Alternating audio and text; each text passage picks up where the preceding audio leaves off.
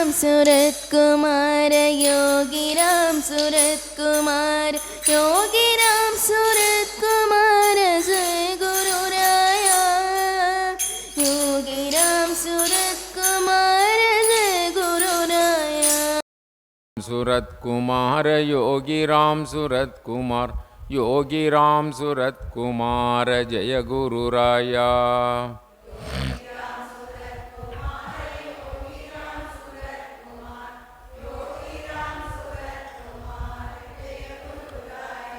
योगी राम सूरत कुमार योगी राम सूरत कुमार योगी राम सूरत कुमार जय गुरु राया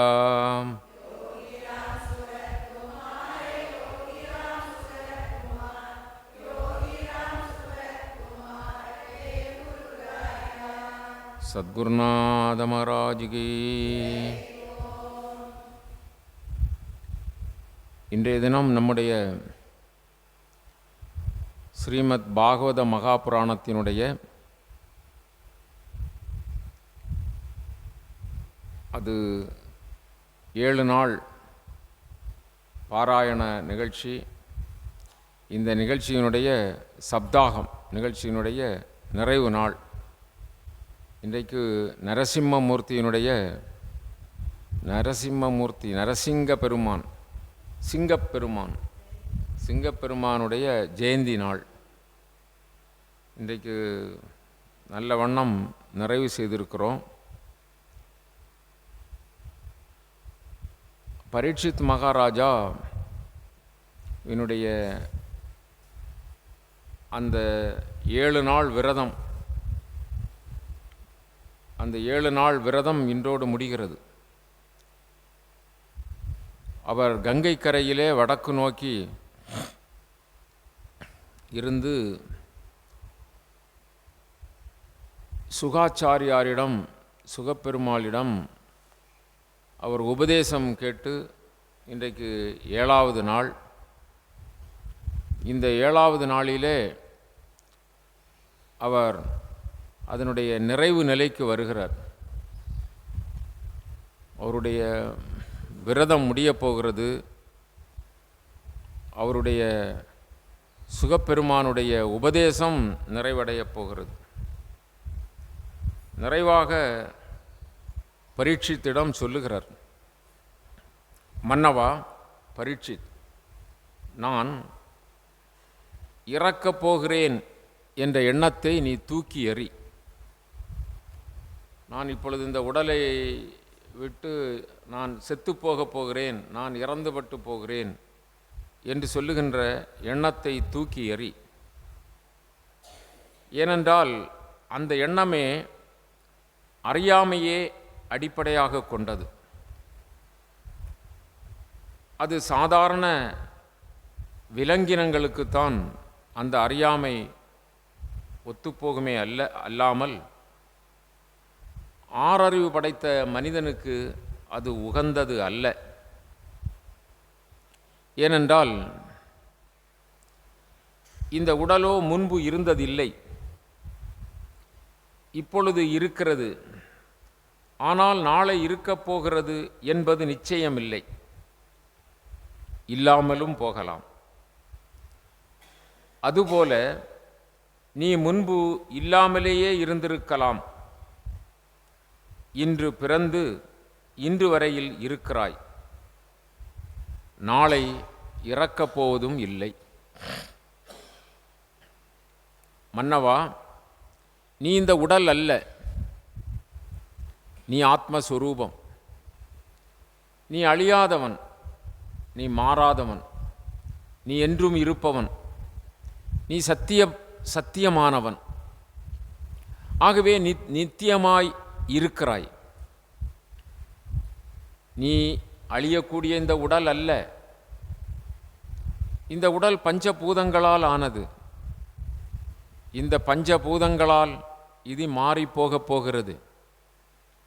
ஆகவே நான் செத்துப்போவேன், நான் இறந்து போவேன், நான் இன்னும் கொஞ்ச நேரத்திலே இறக்கப் போகிறேன் என்று சொல்லுகின்ற எண்ணத்தை நீ தூக்கி எறிந்து விடுவாயாக.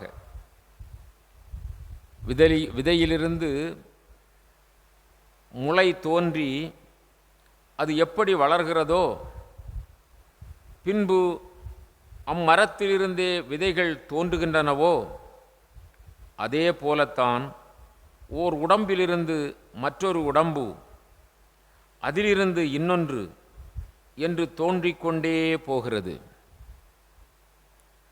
ஆகவே ஒரு மரத்தினுடைய விதை விழுந்ததென்றால் பக்குவமான விளைநிலத்திலே விழுந்து அதற்கு நல்ல சூழ்நிலை அமைந்ததென்றால் அது முளைக்கும்.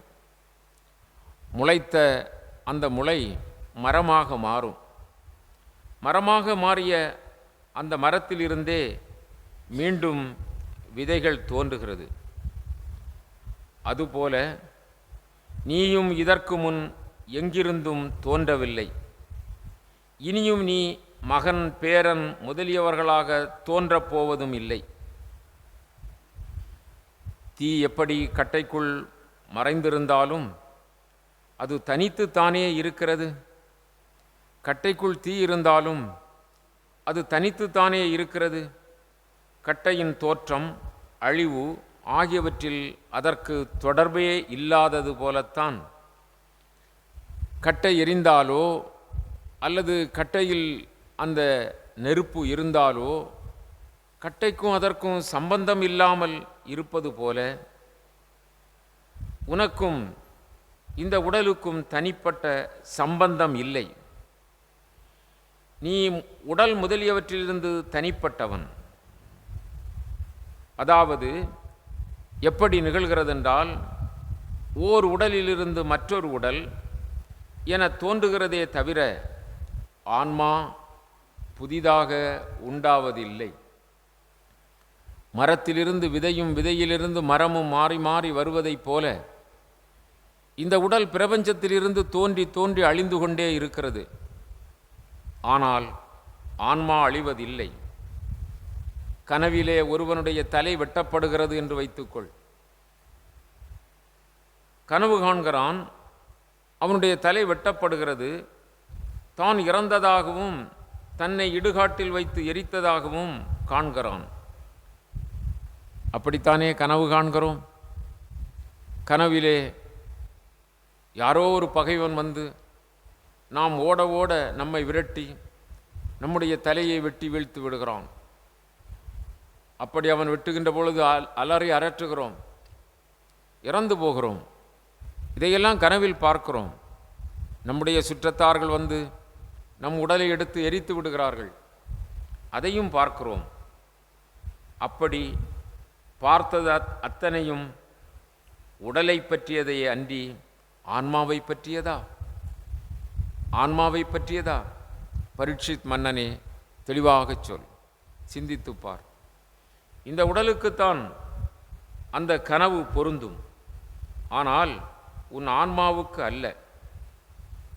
முன்பு கண்டவை அனைத்தும் பொய்யென விழித்தவுடன் தெரிகிறது. ஆக இவை அனைத்தையும் எவனொருவன் பார்க்கிறானோ அவன் இவற்றிலிருந்து தனித்து நிற்பவன் என்பது மெய். அது ஒன்றுதான் தெளிவு. கனவு கண்ட பொழுது ஒருவன் பார்த்து கொண்டிருந்தான் அல்லவா? அந்த கனவு பொய் என்பது விழித்தவுடன் தெரிகிறது. ஆனால் கனவு கண்டேன் என்று ஒருவன் சொல்லுகிறான் அல்லவா? அதுதான் ஆன்மஸ்வரூபம்.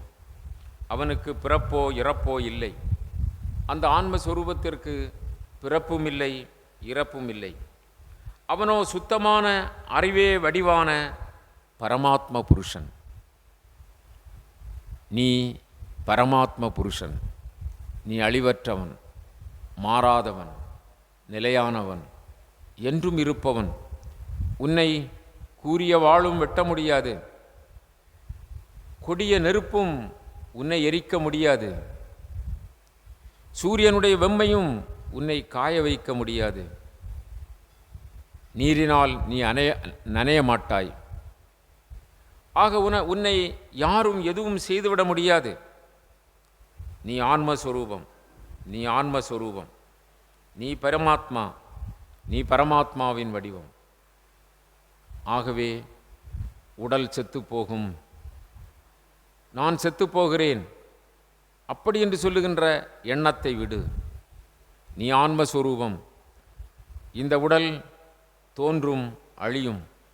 முன்பு இருந்ததோ இல்லையோ தெரியாது, இப்பொழுது இருக்கிறது. நாளை இருக்குமோ இல்லையோ தெரியாது. ஆகவே மாறிக்கொண்டே இருக்கின்ற இந்த உடலை பற்றி நீ கவலைப்படாதே. இதற்கு சிறுபிள்ளை உடல், இளைஞன் உடல், முதியவன் உடல், வயோதிக தள்ளாடும் உடல், இப்படி இந்த உடல் மாறும். ஆனால் உன் ஆன்மா மாறாது. நீ சிறுவனாக இருந்த பொழுதும், நீ இளைஞனாக இருந்த பொழுதும், நீ சிறந்த நடுத்தர வயதுடையவனாக இருந்த பொழுதும், நீ வயோதிகனாக இருந்த பொழுதும் ஆன்மா மாறாது இருக்கிறது. மாறாத ஒரு வஸ்து தான் நீ. என்றைக்கும் நீ மாறப்போவதில்லை. ஒரு குடத்தில் இருக்கும் வெளி காற்று, அதாவது அந்த ஆகாயம், அந்த குடத்தில் இருக்கின்ற ஆகாயம் புறத்தே இருக்கின்ற ஆகாயத்தை விட மாறுபட்டது இல்லை. இந்த குடம்தான் ஒரு சமயம் உடையும். அந்த குடத்தை கீழே போட்டாலோ அல்லது ஒரு தடியால் அடித்தாலோ அந்த குடம்தான் உடைந்து போகுமே தவிர ஆகாயத்துக்கு எந்த பாதிப்பும் இல்லை. அந்த குடத்தில் இருக்கிற ஆகாயம் அந்த பர ஆகாயத்தோடு, வெளியே இருக்கிற ஆகாயத்தோடு கலந்து விடுகிறது. குடத்தில் உள்ள ஆகாயம் ஏறியதும் அது வெளியிலுள்ள பரந்த ஆகாயத்தோடு கலந்து விட்டது என்று நாம் நினைக்கிறோம். அது உண்மைதான், அது உண்மைதானே. அதுபோல ஒருவன் இறந்தபோது அந்த ஜீவன் பிரம்மமாகி விட்டதாக கொள்கின்றனர். ஆனால் அவன் உண்மையிலேயே பிரம்மம்தானே. அந்த ஆன்மா உண்மையில் பிரம்மம்தான் இல்லையா? இதில் யாருக்கும் சந்தேகம் இருக்கிறதா? இல்லை. ஆன்மஸ்வரூபம் எங்கும் வியாபித்திருக்கிறது. ஆன்மஸ்வரூபத்தினுடைய அதில் ஏற்பட்டிருக்கிற அஞ்ஞானத்தின் காரணமாக, அதனுடைய அஞ்ஞான சுவற்றின் காரணமாக, அஞ்ஞான குடத்தின் காரணமாக அது வேறுபட்டதாக தெரிகிறது. அஞ்ஞானம் அழிந்துற்ற போது ஆன்மாவாக மிளர்கிறோம் இல்லையா? ஆகவே அஞ்ஞானம் சம்பந்தப்பட்ட ஒன்று இல்லை, அறியாமை சம்பந்தப்பட்ட ஒன்று இல்லை. அறியாமை என்றால், அஞ்ஞானம் என்றால் மயக்கம். அந்த மயக்கம் சம்பந்தப்பட்ட ஒன்றில்லை. அது தானாக நாமாகவே ஏற்படுத்தி கொண்ட ஒரு மாசு.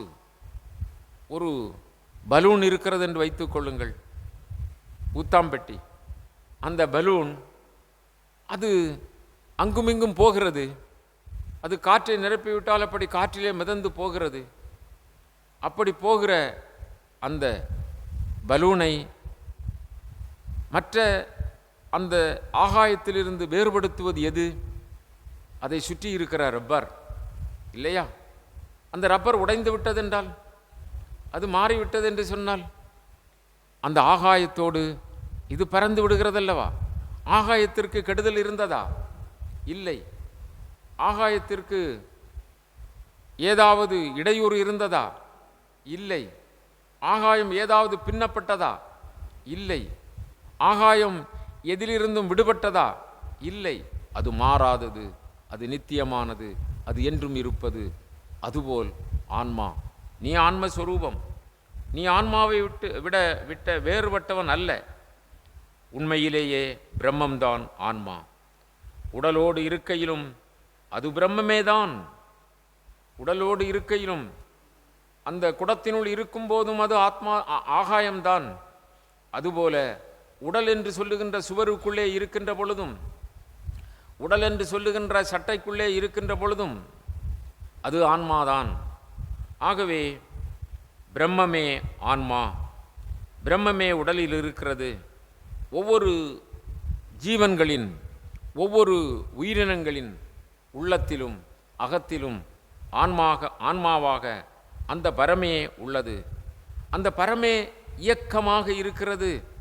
அதனுடைய சாநித்தியத்தில் இந்த பிரபஞ்சத்திலிருந்து தோன்றிய உடல், சட்டை, அது இயங்குகிறது. ஆகவே இது அழிந்துபட்ட போகக்கூடியது. இந்த உடல் பிரம்மம் இல்லாத போது நம்முடைய உடலிலே இந்த பிரம்மம் இல்லாதது போல் நமக்கு தோன்றுகிறது. ஆனால் அப்படி அல்ல. இந்த உடல் இருக்கும்போதும் பிரம்மம் இருக்கிறது. இந்த உடல் வீழ்ந்துபட்டு போனாலும் பிரம்மம் இருக்கிறது.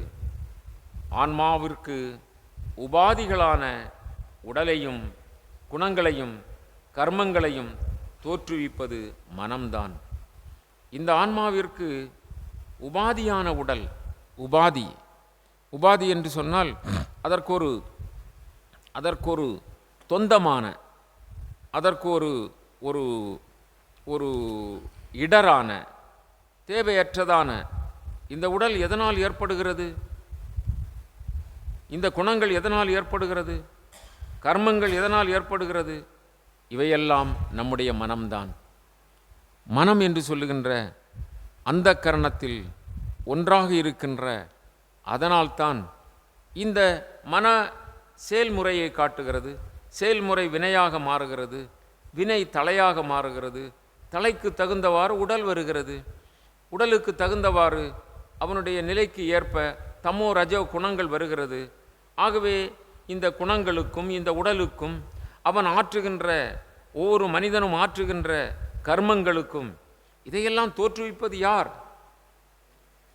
ஆத்மாவாக இருக்கின்ற அந்த பரபிரம்மம், ஆத்மாவாக இருக்கின்ற அந்த நாராயணன், ஆத்மாவாக இருக்கின்ற அந்த மகாவிஷ்ணு, இதற்கெல்லாம் அப்பாற்பட்டவராய் இருக்கிறார்.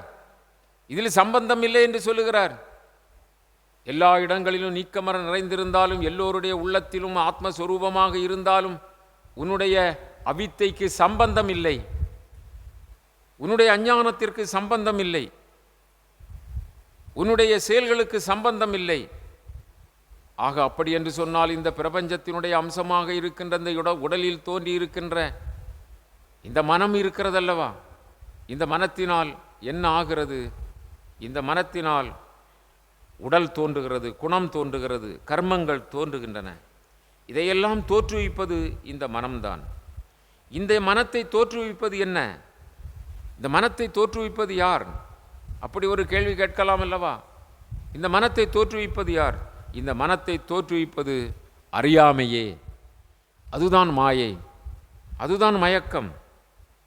கயிறுதான் கிடக்கிறது, அதை நீ பார்த்து பாம்பு என்று அறியாமையால் சொல்லுகிறாய். அதுதான் மாயை, அதுதான் மயக்கம். உண்மையில் பாம்பு அங்கு இல்லை, உண்மையில் பாம்பு அங்கு இல்லை. உண்மையில் இருப்பது எது? கயிறு தான். அந்த கயிற்றை மயங்கிய நிலையில் பாம்பு என காண்கிறோம். ஆகவே மாயையினால் தான் நாம் மயக்கமுற்று இருக்கிறோம்.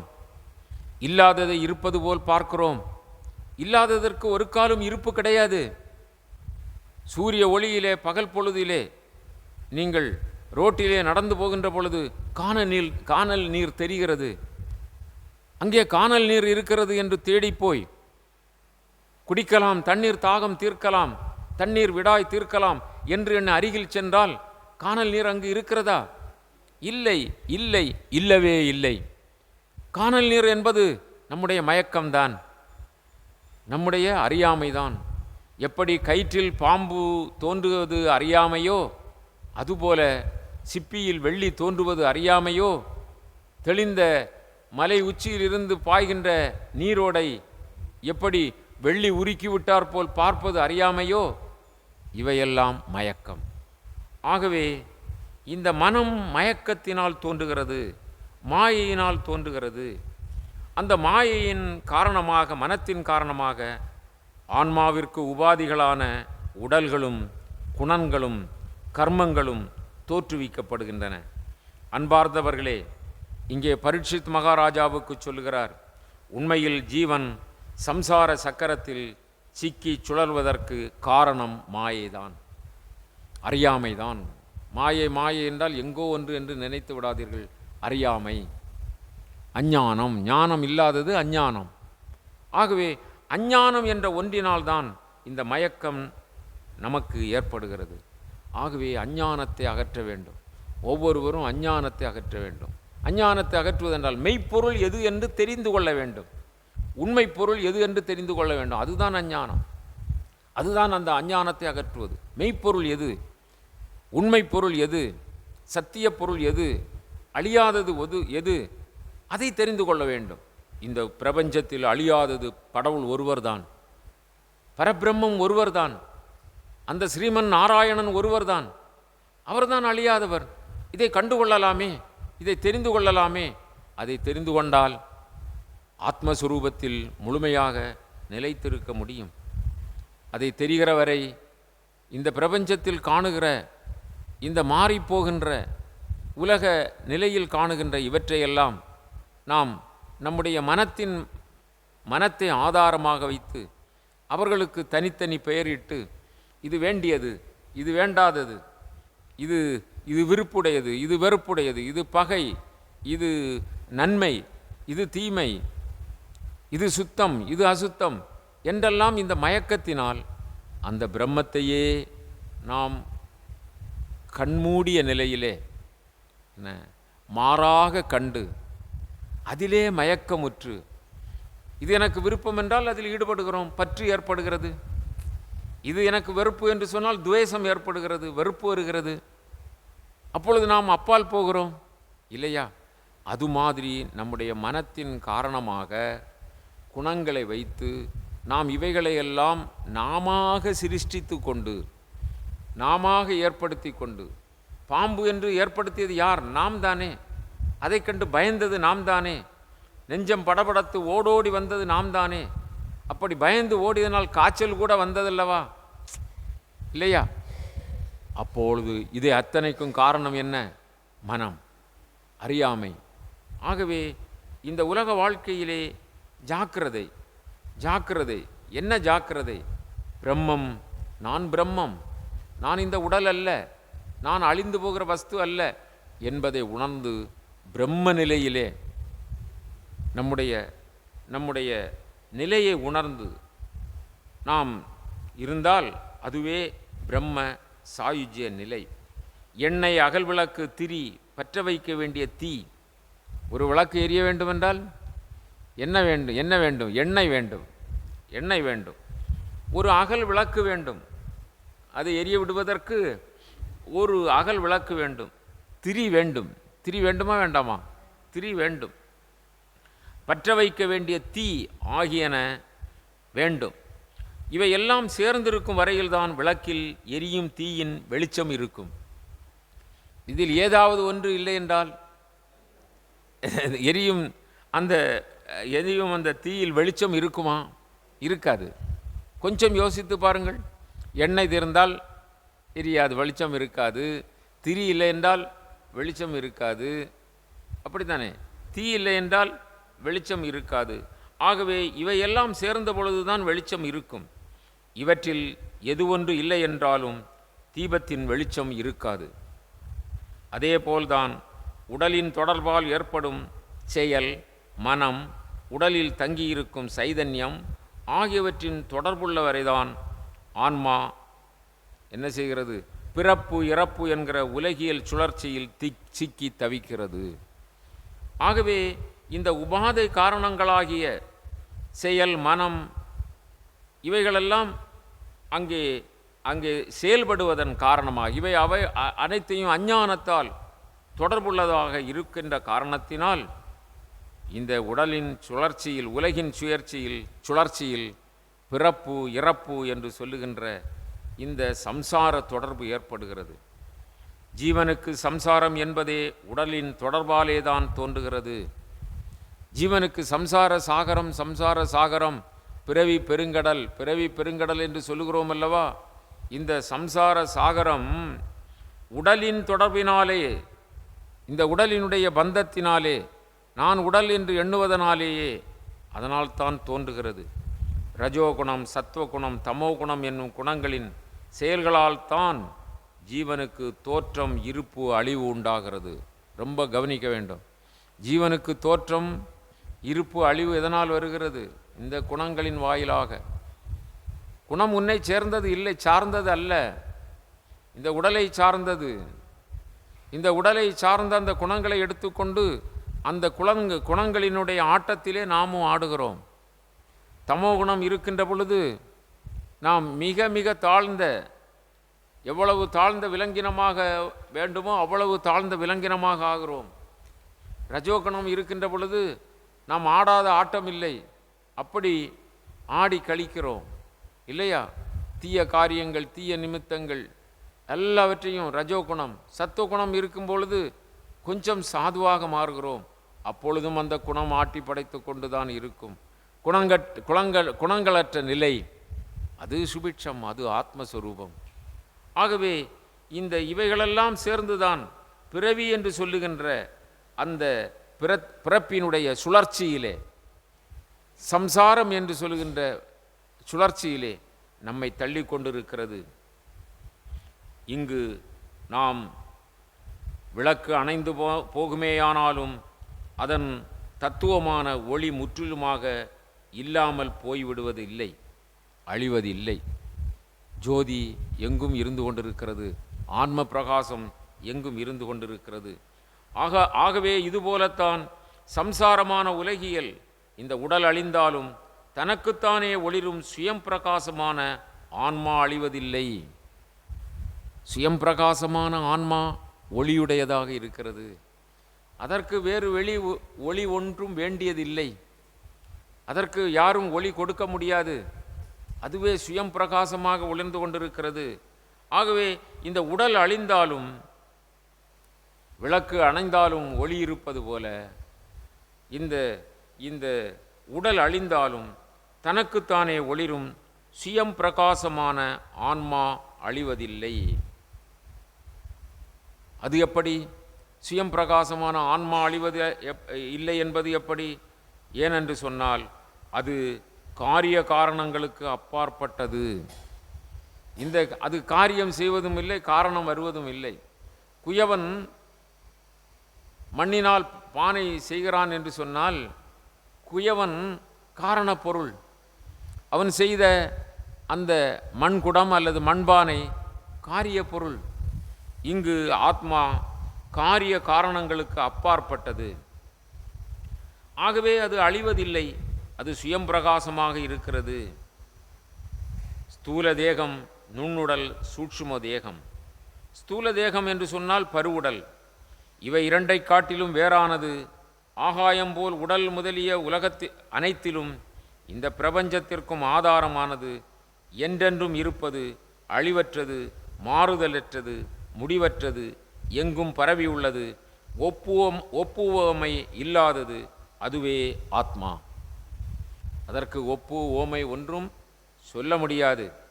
அது எங்கும் பரவியுள்ளது, அது முடிவற்றது, அது தோற்றமற்றது, அது அழிவற்றது, மாறுதலற்றது, இந்த பிரபஞ்சத்திற்கு ஆதாரமானது, என்றென்றும் இருப்பது, இந்த உடல் முதலிய அனைத்திற்கும் அது ஆதாரமாக எங்கும் சுயம் பிரகாசமாக இருந்து கொண்டிருப்பது. அது ஆகாயம் போல் இருக்கிறது. ஆகாயம் எங்கும் பரவி இருக்கிறது அல்லவா? ஆகாயத்தை எதுவும் தொடுமா? தொடாது. ஆகாயத்தை எதுவும் தீண்ட முடியுமா? ஆகாயத்தை எதுவும் கரைப்படுத்த முடியுமா? ஆகாயத்தை எதுவும் மாசுபடுத்த முடியுமா? முடியாது. அதற்கு உதாரணம், இப்பொழுது நம்முடைய பகவானுடைய இந்த குருகுல அரங்கம் என்று வைத்துக் கொள்ளுங்கள். இந்த அரங்கத்திலே ஒரு ஹோமத்தை வளர்க்கிறோம். அதில் புகை வருகிறது. அந்த புகையானது இந்த ஆகாயத்தை அழுக்கடைய செய்யுமா? செய்யாது. ஆனால் அது இந்த சுவர் முதலியவற்றில் என்ன ஆகிவிடும்? கரிபிடித்து விடும். அந்த அபேதான பொருளை என்ன செய்கிறது? அது கரிபிடிக்க வைக்கிறது. எது அந்த குணநலன் கருதி அஞ்ஞானத்தில் இருக்கிறோமோ அதை கரைபிடிக்க வைக்கிறது. ஆனால் ஆகாயத்தை கரைபிடிக்க வைக்க முடியாது. அதுபோல இந்த எங்கும் நிறைந்த ஆத்மஸ்வரூபத்தை எதனாலும் யாராலும் அழுக்குப்படுத்த முடியாது. அது சுயம் பிரகாசமானது. அன்பர்களே, மீண்டும் பகவான் சொல்லுகிறார், சுகப்பிரம்மம் சொல்லுகிறார், மன்னனே, நீ உன்னுடைய கூர்மையான அறிவால் உடல் முதலிய உபாதிகளில் இருந்தும் ஆன்மாவை தனியாக பிரித்து சிந்தனை செய். இதுதான் தெளிந்த அறிவு என்பது. மன்னனே, நீ உன்னுடைய கூர்மையான அறிவால், கூர்மையான அறிவு என்று சொல்வது தெளிந்த அறிவு, ஒரு நோக்கான அறிவு, ஏகாக்கிர அறிவு, தெளிந்த அறிவு, அதாவது புத்தி, அறிவு, தெளிந்த அறிவு. இப்படி போகின்ற பொழுது மேலான அந்த அறிவினால் உடல் முதலிய உபாதிகளில் இருந்தும் ஆன்மாவை பிரித்து சிந்தனை செய். இந்த உடல் வேறு, நான் வேறு. நான் ஆத்மஸ்வரூபம். எல்லாவற்றையும் வேதம் தள்ளிக்கொண்டே வருகிறது. நான் அல்ல, நான் அல்ல, நான் அல்ல, நான் அல்ல, நேதி, நேதி, நேதி, நேதி, நேதி, நேதி அல்ல, நேதி. நேதி என்றால் இல்லை, இல்லை, இல்லை. இந்த மரம் நானா, இந்த செடி நானா, இந்த கை நானா, இந்த கால் நானா, இல்லையா? இந்த மூக்கு நானா, இந்த கன்னம் நானா, இல்லையா? இந்த கால் நானா, இந்த விரல் நானா, இல்லை. இந்த இதயம் நானா, இந்த நுரையீரல் நானா, இந்த இரத்தம் நானா, இல்லை. இரத்தத்தை எடுத்து வைத்தால் கூட என்னுடைய இரத்தம் என்று தானே சொல்லுவோம், இல்லையா? இதயத்தை எடுத்து வைத்தால் கூட இது என்னுடைய இதயம் சொல்லுவோம். அப்படி இந்த உடலிலே இருந்து எதை எல்லாம் நீக்க வேண்டுமோ அப்படி பார்த்தால் எல்லாம் இல்லை, இல்லை, இல்லை என்று வருகிறது. அப்படி இல்லை என்று வருவதற்கு அப்பால் என்ன இருக்கிறதோ அதுதான் ஆத்மா. என்ன இல்லை என்று சொல்ல முடியாமல் ஒன்று இருக்கிறதல்லவா? புரிகிறதா? இல்லை என்று சொல்ல முடியாத ஒன்று இருக்கிறது, அது ஆத்மா. அதுதான் நான், அதுதான் நீ. எல்லாம் சொல்லி சொல்லி சொல்லி சொல்லி கழித்து பார்த்தால் கடைசியில் இல்லை என்று சொல்வதற்கு ஒன்றும் இல்லாத ஒன்று இருக்கிறது. என்ன அதன் பெயர் என்ன? அது ஆன்மா. ஆகவே நீ அந்த ஆன்மா. ஆகவே இந்த உடம்பு நான் என்ற அந்த உபாதை பொருளை நீ ஆன்மா மேல் கற்பித்து கொள்வதாக, ஆரோகணத்துப்படுத்திக் கொள்வதாக நினைத்து அதை நீ ஆன்மா என்று வருத்தப்படாதே. ஆன்மா அதுதான் சுத்த சைதன்யமான அந்த பரம்பொருள், அது நீ. உடலை வைத்து நீ மயங்கி போய்விடாதே. ஆகவே ஆன்மாவை தனியாக பிரித்து சிந்தனை செய். எப்படி சிந்தனை செய்வது? உன்னுடைய கூர்மையான அறிவால் உடல் முதலிய உபாதைகளை, உடலை மட்டும் சொல்லவில்லை, உடல் முதலிய உபாதைகள், ஆணவம், கன்மம், மாயை, அந்த கரணம், நம்முடைய ஞானேந்திரியங்கள், கர்மேந்திரியங்கள், அதனுடைய புலன்கள், இப்படி எல்லாவற்றையும் பிரித்து, உடல் முதலிய உபாதைகளிலிருந்து பிரித்து நீ தனியாக சிந்தனை செய். ஆன்மாவை தனியாக பார். உனது உள்ளத்தில் இருக்கும் பகவானை பற்றியே சிந்தனை செய். அப்போ நான் ஆன்மா அப்படின்னு சொன்னால் நீ ஆன்மாவில் இரு. ஆன்மாவை விட்டு நீ தனிப்பட்டவன் இல்லை அல்லவா? தனிப்பட்ட ஒரு வியக்தியாக இருக்கிறாயா? இல்லை. தனிப்பட்ட ஒரு மனிதனாக இருக்கிறாயா? இல்லை. தனிப்பட்ட ஒரு உடலாக இருக்கிறாயா? இல்லை, இல்லவே இல்லை, எக்காலத்திலும் இல்லை. நீ ஆன்மாவுக்கு தனிப்பட்டவன் இல்லை. அப்பொழுது ஆன்மாவாக இருக்கிறாய். ஆன்மாவினுடைய உபாதை பொருள் போனால் என்ன? உனக்கு என்ன? குடம் உடைந்தால் என்ன? உனக்கு என்ன கவலை? நீ ஆன்மஸ்வரூபமாக அல்லவா இருக்கிறாய். நீ ஆன்மா அல்லவா? நீ அந்த ஆகாயம் போன்றவன் அல்லவா? ஆகவே ஆன்மா பற்றி சிந்தனை செய். உனது உடலை பிரித்து பார். நீ ஆன்மாவிலிருந்து வேறுபட்டவன் என்பதை நினைந்து பார். உனது உள்ளத்தில் இருக்கும் பகவானை பற்றிய சிந்தனை செய். பரீட்சித், நீ காலனுக்கும் காலன். காலன் உன்னை பிடிக்க முடியாது. என்ன? காலன் உன் கைப்பாவை. ஆன்மஸ்வரூபமாக இருக்கிற நாராயணனுக்கு காலன் என்ன செய்ய முடியும்? நாராயணனை இல்லையா? கொஞ்சம் யோசித்து பாருங்கள். ஆன்மஸ்வரூபமாக இருக்கிற அந்த பரம்பொருள், அதுவரே ஆன்மா பரம்பொருள், அவர்தான் ஸ்ரீமன் நாராயணன் இல்லையா? அந்த பகவத் ஸ்வரூபன், அந்த ஆன்ம நாராயணன், அவன் காலனுக்கு பயப்படுவானா? ஆகவே நீ காலனுக்கு காலன் நீயே. நீ ஏனென்று சொன்னால் நீ பரமாத்மாவின் சொரூபம்தானே. நீ பரமாத்மாவின் சொரூபமாக இருக்கின்ற காரணத்தினால் நீ காலனுக்கு காலன். எல்லோரும் சம்மதிக்கிறீர்களா இதை? இப்போ காலனுக்கு பயப்படணுமா? பயப்படணும். நாளைக்கு வருவானா, நாளை கழிச்சு வருவானா, என்னைக்கு வருவான், அப்படி பயப்பட வேண்டியது உண்டா? பரீட்சத்துக்கு சொல்லுகிறாரு. 7வது நாள் அவருடைய விரதம் முடியப் போகிறது. அவர் பரமபதம் அப்படி என்று சொல்லுகின்ற அந்த உடலிலிருந்து விடுபடுகின்ற நிலைக்கு வருகிறார். அவர் என்றும் ஆத்மஸ்வரூபமாகத்தான் இருக்கிறார். ஆனால் அதை சுகப்பிரம்ம மகரிஷி அப்பா அவர் அதை விளக்கி கொடுக்கிறார். யாராவது ஒருவர் விளக்கி கொடுக்க வேண்டும். நீ இந்த உடல் அல்ல, நீ ஆன்மா. படித்தால் போதாது, கேட்டால் போதாது, சொன்னால் போதாது, அந்த உணர்வு நமக்கு வர வேண்டும். நீ ஆத்மா, நீ இந்த உடல் அல்ல, இது மாறுபட போகிறது, இந்த மாறுபாடு உடையது நீ அல்ல, அப்படி என்று சொல்லி அந்த அந்த சுகப்பிரம்ம மகரிஷி, அந்த வேதவித், அந்த பகவான் அங்கே அந்த பரீட்சித்திற்கு குருவாக இருந்து விளக்குகிறார். நமக்கும் நம் குருநாதர் சத்குரு யோகிராம் சுரத்குமார் 7 நாட்கள் இப்படிப்பட்ட ஒரு பாகவத மகா புராணத்தை சப்தாகமாக நடத்தி நீ ஆத்மா என்று சொல்லி தொட்டு காட்டுகிறார். நம் ஒவ்வொருவருக்கும் அவர் சுட்டி காட்டுகிறார். குரு இல்லாமல் என்ன சுட்டு போட்டாலும் அந்த ஞானம் வராது. அவர் நமக்கு தொட்டு காட்ட வேண்டும். அவர் இங்கு தொட்டு காட்டுகிறார். நன்றாக சிந்தியுங்கள். பரீட்சத்தை சொல்லுகிறார். நீ உன் தெளிந்த அறிவினால், உன்னுடைய கூர்மையான அறிவினால் உடல் முதலிய உபாதிகளிலிருந்தும் ஆன்மாவை தனியாக பிரித்து சிந்தனை செய். உனது உள்ளத்தில் இருக்கும் பகவானை பற்றியே சிந்தனை செய். நீ காலனுக்கும் காலன். உன்னை அந்த பாம்பு வந்து தீண்டி விடுமா? அது உன்னை பஸ்பமாக்கி விடுமா? அதனுடைய கொடிய விஷங்கள் உன்னில் பாய்ச்சப்படுமா? இல்லவே இல்லை. அந்த பரமாத்மாவின் சொரூபம்தான் நீ. அந்தன சிறுவனின் சாபப்படி தட்சகன் உன்னை கடித்து சாம்பலாக்க முடியாது. அந்தன சிறுவன் சாபமிட்டான் அல்லவா, சிறுங்கி. அவன் சாபமிட்டதன்படி அந்த பாம்பு வரும், என்னை கடிக்கும், அப்படி என்று பயப்பட வேண்டிய அவசியம் இல்லை. அது உன்னை அழிக்க முடியாது, அது உன்னை தீண்ட முடியாது. அது இந்த உடம்பை தீண்டும். இந்த உடம்பு நீ அல்ல, இந்த உடம்பு நீ அல்ல. பிறகு ஏன் என்னுடைய சட்டையை அது வந்து கடித்து கொண்டு போகணும், எனக்கு என்ன பயம்? சட்டையை நானே கலத்தி கொடுத்துட்றேன் இல்லையா, கொடுத்து விடலாம். அது மாதிரி உன்னை அது தீண்ட முடியாது. அந்த சர்ப்பம் தட்சன் உன்னை கடித்து சாம்பலாக்க முடியாது.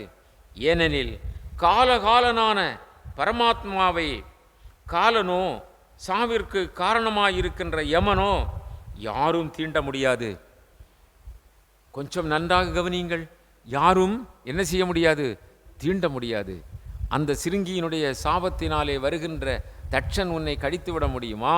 அவன் உன்னை சாம்பலாக்கி விட முடியுமா? முடியாது. காலகாலனும் நீயாக இருக்கிறாய். காலகாலனாக பரமாத்மாவை அந்த காலகாலனாக நீ இருக்கிறாய். அப்படி நீ இருக்கின்ற பொழுது காலகாலனாக இருக்கின்ற அந்த பரம்பொருளை யமனோ அல்லது வேறு அந்த சாவிற்கு காரணமாக இருக்கிற எதுவோ தீண்ட முடியுமா? அருகில் கூட செல்ல முடியாது. அருகில் கூட செல்ல முடியாது. வந்து பார், என் கைக்கு எட்டவே என்றார் அருணகிரிநாதர். தண்டாயுதமும் திரிசூலமும் விழத்தாக்கி உன்னை திண்டாட வெட்டி வீழ்த்தி விடுவேன்.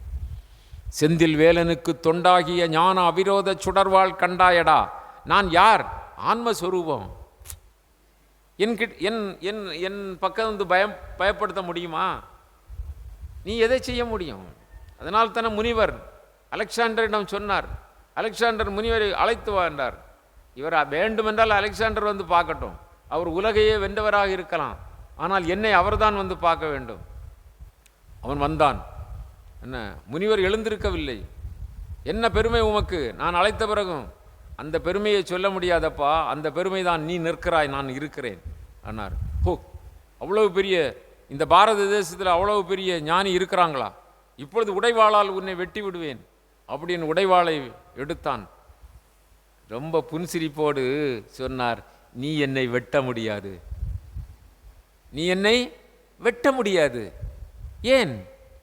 என்னுடைய உடலை வெட்டலாம், இது என்னுடையது, அது இன்று போகும் அல்லது நாளை போகும், எனக்கு அது உபாதை அல்ல, எனக்கு அது ஒரு தொந்தரவு இல்லை. பாருங்கள், கொஞ்சம் சிந்தியுங்கள். நீ என்னை வெட்ட முடியாது. அப்படி திகச்சிட்டான். முன்னால் நிற்கிறான், வேற யாரும் தடுக்கிறதுக்கு ஆள் கிடையாது. இவரும் சும்மா இருக்கார். இவர் வந்து பெரிய பெரிய வாழ் இப்படி ஒன்றும் வச்சுட்டு பெரிய அப்போ கேடம் ஏதாவது வச்சுருந்தா கூட நீ என்னை வெட்ட முடியாது. இப்போ ஒன்றும் இல்லை, ஆனால் நீ என்னை வெட்ட முடியாது. மலைத்து நிற்கிறான், அப்படி கோபம் அப்படி வருது. ஆனால் முனிவர் என்னை வெட்ட முடியாதுங்கிறார, என்ன விஷயம்? ஆமப்பா, இந்த உடலை நீ வேண்டுமென்றால் வெட்டலாம், நான் ஆன்மஸ்வரூபம், நான் ஆன்மஸ்வரூபம். அப்படியே பொத்தென்று அவருடைய திருவடியிலே விழுந்து வணங்கி திரும்பி போனான். பாரத நாடு அப்படிப்பட்ட பெருமைக்குரிய நாடு. கவனியுங்கள், இங்கே பரீட்சத்துக்கு சொல்லுகிறார், காலகாலனும் உன்னை தீண்ட முடியாது. காலகாலனாக இருக்கிற பகவானை யமனோ காலனோ மற்றும் உள்ள யாராவது தீண்ட முடியுமா? அருகில் கூட செல்ல முடியாது. அருணகிரிநாதர் அதனால் தான் சொல்லுகிறார், வந்து பார் என் கைக்கு எட்டவே. கொஞ்சம் அப்படி உனக்கு தைரியம் இருக்கும் என்றால் கொஞ்சம் பக்கம் வந்து பார் கேட்கிறார். ஆன்மஸ்வரூபம், அதனால் எதுவும் செய்ய முடியாது. ஆகவே தானே அனைத்திற்கும் ஆதாரமான பரமன், பரமஸ்வரூபனான பரபிரம்மம் என்று தனக்குத்தானே நினைத்த வண்ணம் உன்னுடைய உண்மை நிலையான அகண்டாகாரமான நிஜ சொரூபத்திலேயே நிலையாக நில். நீ யார்? தனி வரும் ஆன்மஸ்வரூபம் என்றால் அது எது? அகண்டாகார சிவபோகம் என்னும் பேரின்ப வெள்ளத்தில் பொங்கித் ததும்பி பூரணமாய். என்ன அகண்டாகாரம்? அகண்டாகாரம் என்றால் எங்கும் நிறைந்தது. நீ ஒரு தனியாக ஏதோ ஒரு சின்ன பொருள் என்று நினைத்து விடாதே. நீ ஆன்மஸ்வரூபம் என்றாலும் அந்த ஆன்மஸ்வரூபம் எப்படிப்பட்டது என்றை உணர்ந்து பார். நானே அனைத்திற்கும் ஆதாரமான பரமன். பரீட்சித், நீ ஒரு ராஜ உடை தாங்கிய, அல்லது இப்பொழுது அதெல்லாம் கலைந்து வந்திருக்கிறார், இப்பொழுது ஒரு சாதாரண மன்னனின் உடல் பெற்றவன் என்று கூட நீ நினைக்கலாம். நீ அப்படிப்பட்டவன் அல்ல. நீ அனைத்திற்கும் ஆதாரமான பரமன், பரமபத சொரூபனான பரபிரம்மம். பரமபத சொரூபனான பரபிரம்மம். நம்ம எல்லாரும் கொஞ்சம் நினச்சி பாருங்க, நம்ம எல்லாரும் மனதில் ஒருமுகப்படுத்தி நினச்சி பாருங்க. நான் சாதாரணமான இந்த உடல் அல்ல. நான் சாதாரணமான யாரு? ஒரு ருக்மணி தேவகி, ஒரு பேர் வச்சுக்கிடுங்க, ஒரு பாக்கியம் அல்ல. நான் சாதாரணமான மனிதன் அல்ல. இந்த உடல் எடுத்திருக்கிற ஒரு சாதாரணமான ஒரு மனிதன் என்று நினைக்க வேண்டாம். நான் ஆத்மஸ்வரூபம். நான் ஆத்மஸ்வரூபம் என்று சொன்னால் நான் அனைத்திற்கும் நானே ஆதாரமான பரமன், பரமபத சொரூபனான பரபிரம்மம். நான் பரபிரம்மம், நான் பரபிரம்மம், நான் ஆத்மா, நான் ஆத்மா, நான் அழியாதவன், நான் மாறாதவன், நான் என்றும் இருப்பவன். கண்ணபரமாத்மா சொல்லுகிறார் அல்லவா, ஆன்மா தீயினால் எரிக்கப்படாதது, நெருப்பினால் எரிக்கப்படாதது, வாளினால் வெட்டப்படாதது, கூரிய ஆயுதங்களாலும் வெட்ட முடியாதது இல்லையா, நீரினால் நனைக்க முடியாதது, காற்றினால் உலர்த்தப்படாதது, அப்படி என்று சொல்லி அர்ஜுனனுக்கு அதே விவரம்தான் பரீட்சித் மகாராஜா இங்கு சொல்லுகிறார். அதனால் தான் முதலிலே சொன்னார், எல்லா சாஸ்திரங்களும் கூறப்பட்டுள்ள பெரிய விஷயத்தை தான் உனக்கு சொல்லப் போகிறேன் என்றார். ஆகவே ஒவ்வொருவரும் தனக்குத்தானே நினைத்து அந்த பரமபத சொரூபனான பரபிரம்மம் நான் தான் என்று தனக்குத்தானே நினைத்த வண்ணம், பரீட்சித், உன்னுடைய உண்மை நிலையான அகண்டாகாரமான நிஜஸ்வரூபத்திலேயே நிலையாக நில். அந்த நிஜ சொரூபத்திலேயே நிலையாக நில். பஞ்ச இந்திரியங்களை கட்டுப்படுத்தி எல்லாம் இதில் வரக்கூடிய வரலாறுகளில் இருக்கின்ற மன்னர்களெல்லாம் எப்படி தன்னை உயிர் தியாகம் செய்தார்கள் என்று பல வரலாறுகளிலே பார்த்தோம் இல்லையா. அவர்கள் வடக்கு நோக்கி தற்பை பாயிலே உட்கார்ந்து மூச்சை அடக்கி பஞ்ச இந்திரியங்கள் ஞானேந்திரியங்களை கட்டுப்படுத்தி கர்மேந்திரியங்களை ஒடுக்கி வாயுவை விசுத்தியிலிருந்து லலாட ஸ்தானத்திற்கு செலுத்தி, லலாட ஸ்தானத்திலிருந்து அங்கே சகசிராதாரத்திற்கு செலுத்தி இல்லையா, அப்படி உட்கார்ந்து அப்படியல்லவா அந்த உயர்நிலையை அடைந்தார்கள். ஆகவே இந்த உபாதான பொருள்களிலிருந்து நாம் விடுபட்டோம் என்றால் பரத்தில் இருக்கிறோம், பரத்தில் இருக்கிறோம். அதுதான் அங்கே அவர் அதனால் தான் சொல்கிறார், உன்னுடைய உண்மை நிலையான அகண்டாகாரமான நிஜஸ்வரூபத்தில் நிலையாக நில். இதெல்லாம் குறித்து வைக்க வேண்டியது. அகண்டாகாரமான நிஜஸ்வரூபம், பொய் சொரூபம் இல்லை, நிஜஸ்வரூபத்தில் நிலையாக நில். அப்பொழுது அப்படி நீ நிற்கின்ற பொழுது விஷம் நிரம்பிய தன் நாக்கை சுழற்றி கொண்டு தனது உதட்டை கடித்து கொண்டு வரும் தட்சன் தனது விஷப்பற்களால் உனது காலை கடித்தாலும் பரவாயில்லை. வா வா வா, ரொம்ப ரொம்ப நேரமாக நான் அங்கே இருந்துக்கிட்டே இருக்கிறேன், நீ வந்து சீக்கிரமாக கடிச்சிடப்பா சொல்லலாம். மகிழ்ச்சி ஆனந்தமாக அதுக்கு ஒரு வணக்கம் சொல்லி அதை வரவேற்கலாம். அப்படி அது உன்னுடைய காலை கடித்தாலும் பரவாயில்லை. அப்பொழுது உன் ஆன்மஸ்வரூபத்திலேயே நிலை கொண்டு நிற்கும் நீ. அப்பொழுது நீ எப்படி இருக்கணும்? உன்னுடைய ஆன்மஸ்வரூபத்திலேயே நிலை கொண்டு நிற்பாயாக. உன் உடலையோ இந்த பிரபஞ்சத்தையோ நீ காண மாட்டாய். அப்படி ஆன்மஸ்வரூபத்திலே நிலைத்திருக்கிற பொழுது இந்த உடல் உணர்வோ இந்த உடலை சுற்றி இருக்கிற பிரபஞ்சமோ உறவுகளோ நமக்கு எதுவும் தெரியாது. அப்படி தெரியாது. இந்த பிரபஞ்சத்தையே நீ காண மாட்டாய். உன் உடலையோ இந்த பிரபஞ்சத்தையோ காண மாட்டாய். உன் ஆன்மாவைத்தான் கண்டு கொண்டிருப்பாய். அண்ணலே பரீட்சித் சொல்லுகிறார். சீடனை பார்த்து எப்படி சொல்கிறார் பாருங்க. எவ்வளவு எவ்வளவு பகவான் நம் குருநாதர் நமக்கு எப்படி தருகிறார் பாருங்க. அப்படி பாலில் பழம் விழுந்தது போல எல்லாம் தெளிவாக நமக்கு சொல்லுகிறாய். அப்பொழுது நீ உன் ஆன்மாவை மட்டும் கண்டு கொண்டிருப்பாய். ஆன்மாவைத்தான் கண்டு கொண்டிருப்பாய். ஏனென்றால் நீ ஆன்மாவாக இருக்கிறாய். அப்படித்தானே? அதிலேயே இருக்கிறாய். அதை விட்டு நீ நீங்கியவனாக இல்லாததனால் அதிலே இருக்கிறாய். ஆன்மாவை கண்டு கொண்டிருப்பாய். அண்ணலே பரீட்சித், நீயோ பரமாத்ம பூதன், ஆன்மாவை மட்டுமே கண்டு கொண்டிருப்பவன். அகில உலகங்களுக்கும் ஆன்மாவாக அந்தர்யாமியாக விளங்கும் பகவானது திருவிளையாடல்கள் பற்றி நீ இதுவரை கூற கேட்டாய். நீ கேட்டதற்கு நான் பதில் கூறிவிட்டேன் அல்லவா?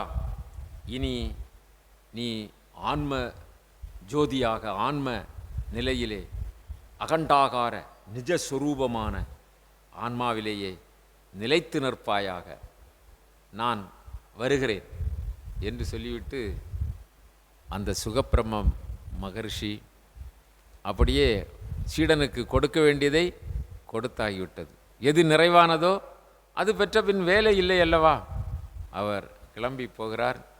பரீட்சித் அந்த ஆத்மஸ்வரூபத்திலேயே அப்படியே, இப்போ எல்லாரும் ஆத்மஸ்வரூபத்தில் தான் இருக்கணும், என்ன ஸ்வரூபத்திலேயே நிலைத்து இருக்கிறார்.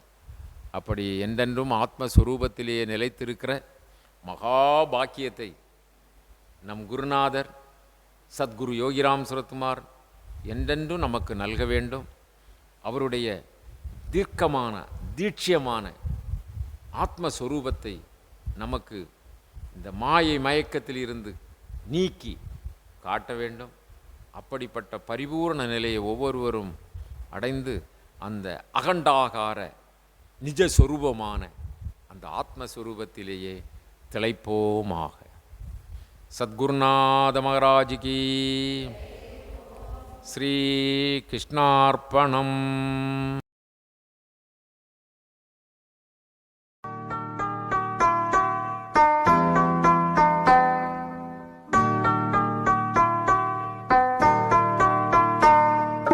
योगी राम सूरत कुमार जय गुरु राया।